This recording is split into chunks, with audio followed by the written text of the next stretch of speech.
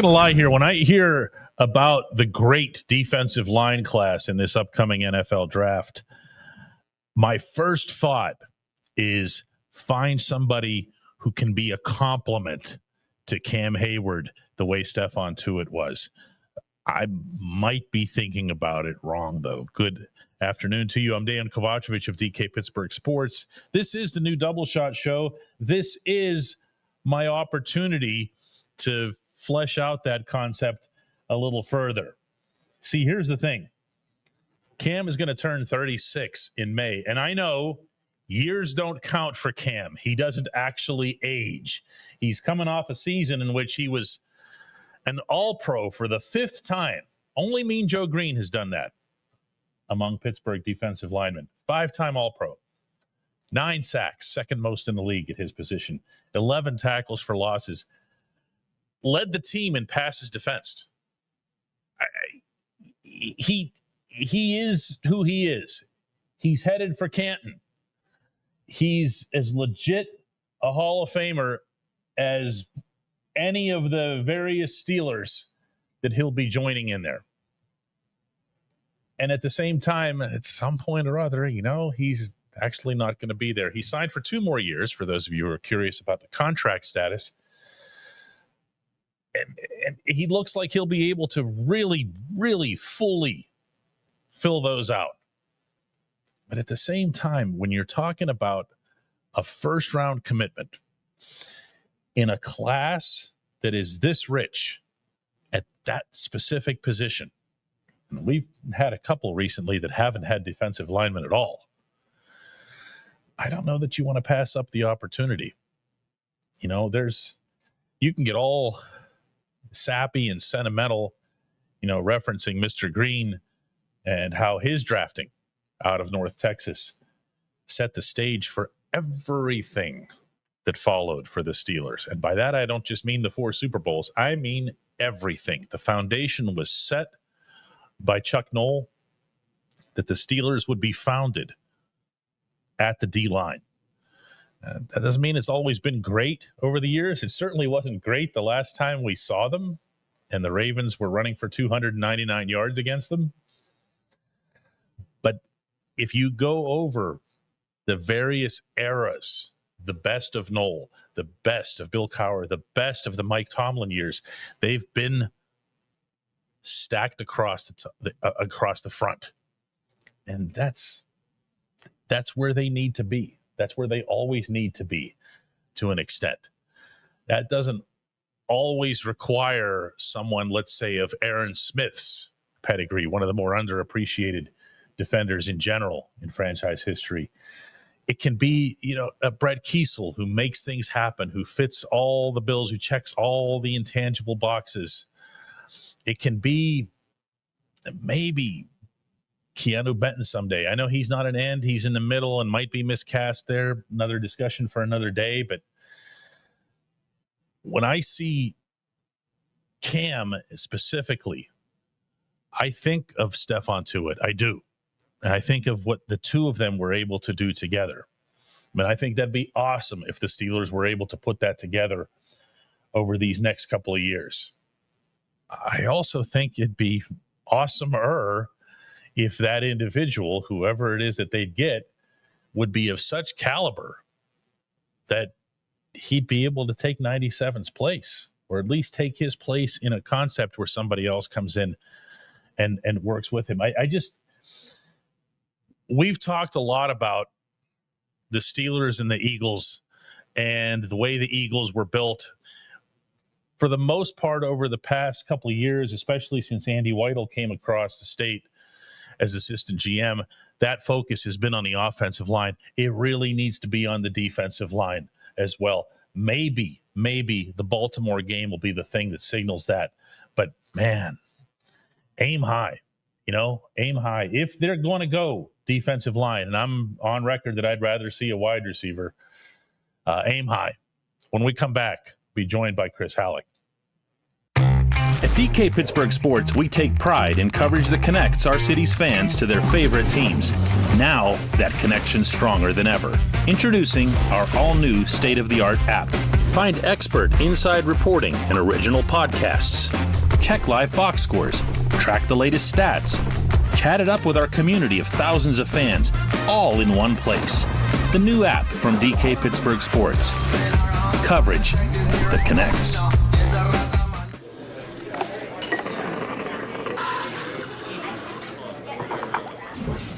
Joined now, as always, by Chris Halley. Chris, one of the things that probably should come up whenever we're talking about the excitement about the defensive line class in the draft is what exactly, and I mean exactly, is missing from Pittsburgh's front. Our great friends at Pro Football Focus, and they are friends to this venture, they graded the Steelers' defensive front. And by the way, PFF doesn't do it just as defensive linemen. They go all the way across. Mm-hmm.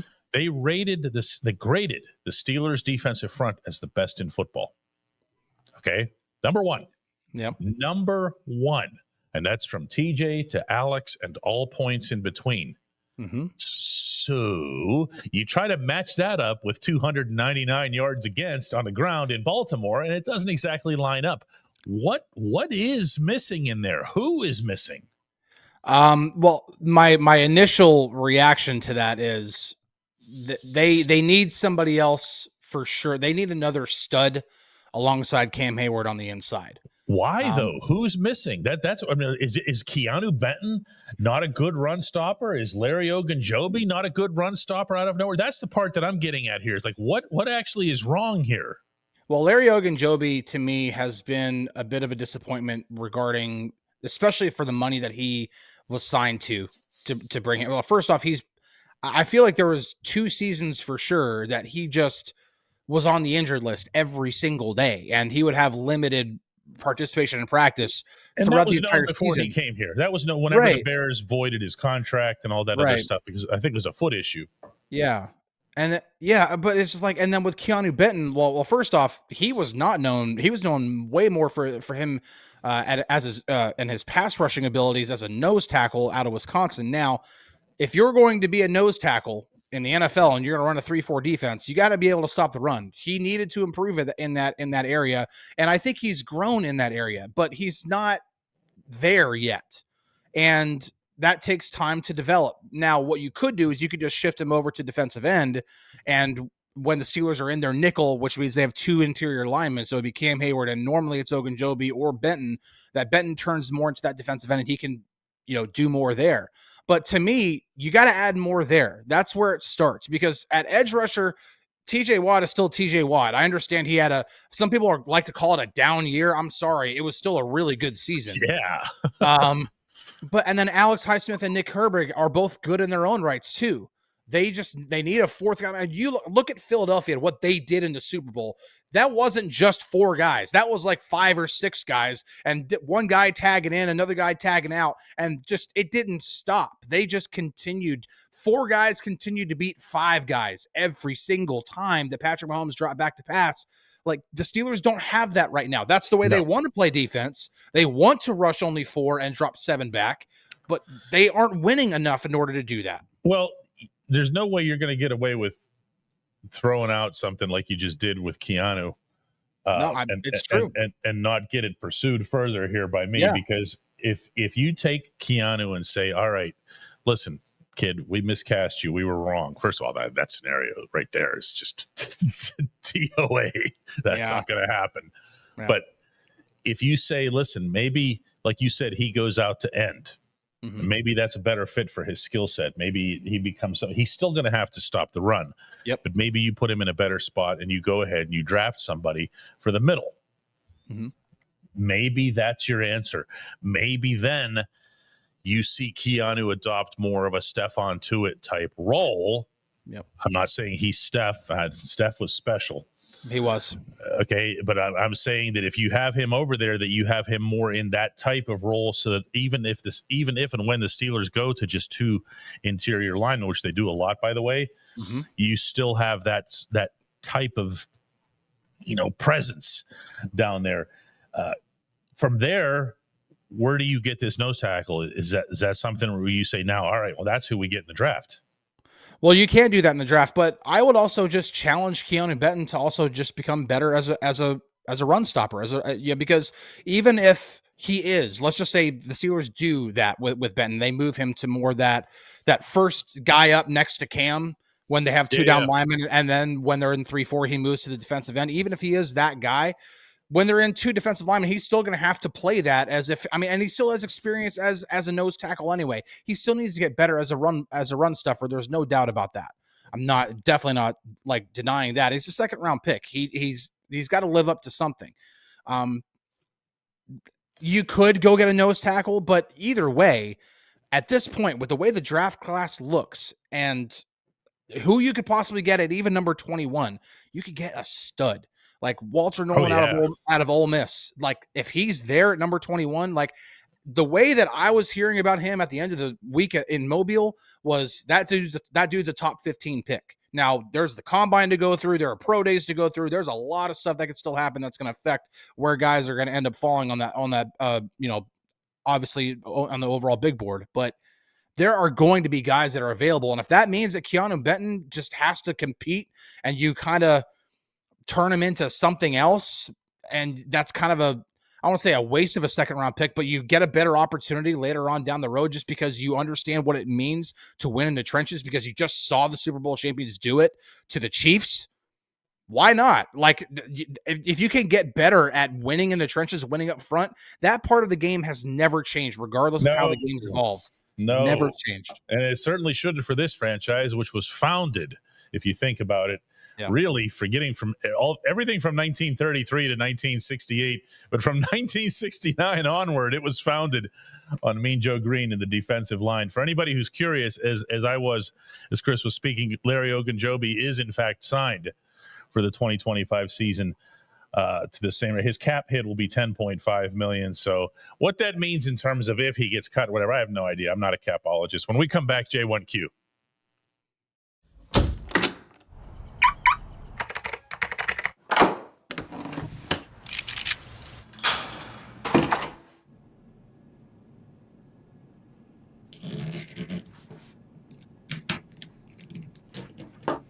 Safety is a habit. Gun safety and responsible storage are no different. Help prevent gun accidents, misuse, and theft. Keep firearms safe and secure when not in use. For safe storage options, visit projectchildsafe.org.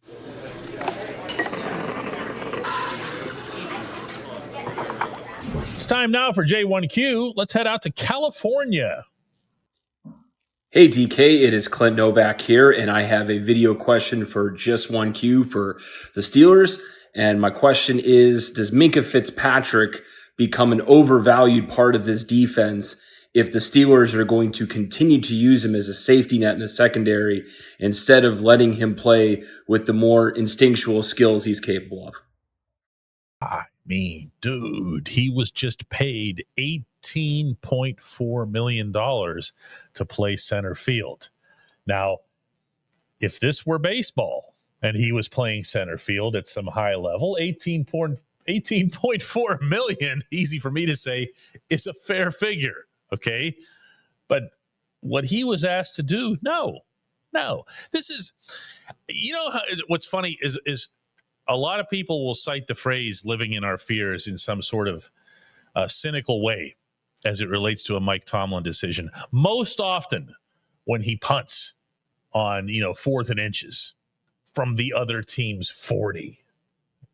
But this is another example of that. This is a classic example, actually.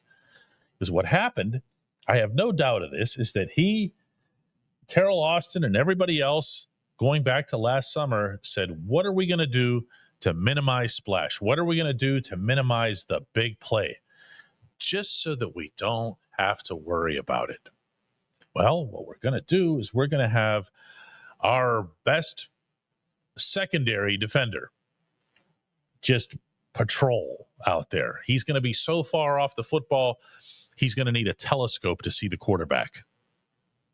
And they did it. And what did they get for it? The Steelers still gave up their share of big plays. I wouldn't say they were gashed by them, but they gave up their share.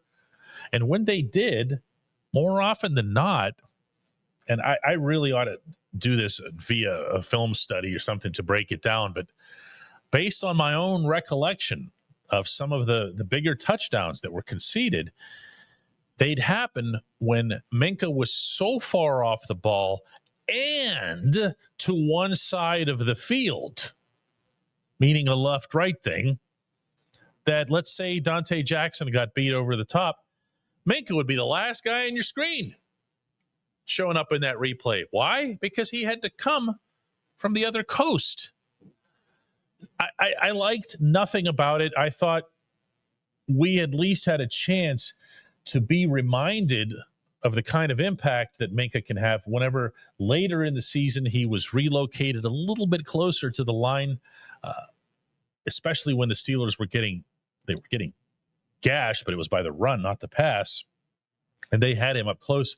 And then when Deshaun Elliott got hurt and he had to pick up some of the slack from Elliott and his ability to tackle, I don't like it. I get that Elliott was really good. That's a wonderful signing by Omar Khan and wonderful distribution of his skills by Tomlin and Austin. It really was. Full credit to everybody, chiefly Elliott, of course. But that doesn't mean that you take Minkah out of the equation.